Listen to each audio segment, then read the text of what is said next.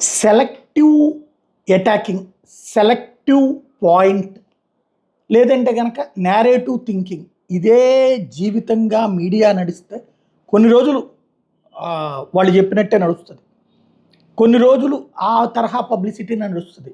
But ప్రజలు ఆలోచించడం అనేది ప్రారంభించారు. ఇది పెరిగితే ప్రమాదం. మనం చేస్తున్న డొల్లతనాలు ప్రపంచానికి అర్థమవుతాయి.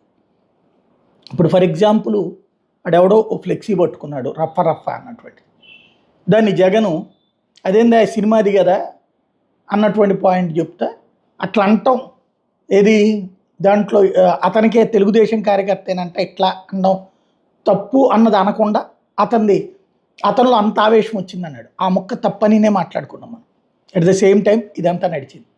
అయితే ఇప్పుడు పాయింట్ అలా ఏంటంటే తాజాగా జరుగుతున్నటువంటి ప్రక్రియలో ఏకంగా నీ తలెందుకు నరక్కూడదు అన్న గోరంట బుచ్చి చౌదరి.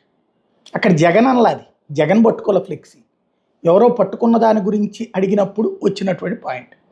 బట్ అది కూడా జగన్కి సంబంధించిన సినిమా డైలాగే కదా అన్నటువంటి పాయింట్ రైజ్ చేయడం అనే తప్పు పట్టిన వాళ్ళు డైరెక్ట్గా నీ తలెందుకు నరక్కూడదు అనేటటువంటిది ఒకళ్ళు.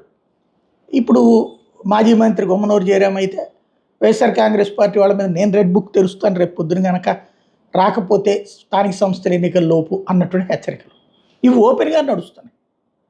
మరి ఇట్లాంటి వాటికి సంబంధించి ఏముండదా? కేవలం ఒకళ్ళు మాట్లాడితే తప్పు, ఒకళ్ళు ఏమీ మాట్లాడకూడదు, ఒకళ్ళు మాట్లాడితే తప్పు, మిగతా వాళ్ళు ఏం చేసినా ఎలాంటి మాటలు మాట్లాడినా ఇది అంతం చేస్తాం, నాశనం చేస్తాం, ఇలాంటి మాటలు మాట్లాడినా కరెక్టేనా అంటే ఎవరి ఆలోచన వాళ్ళదైపోయింది ఇప్పుడు.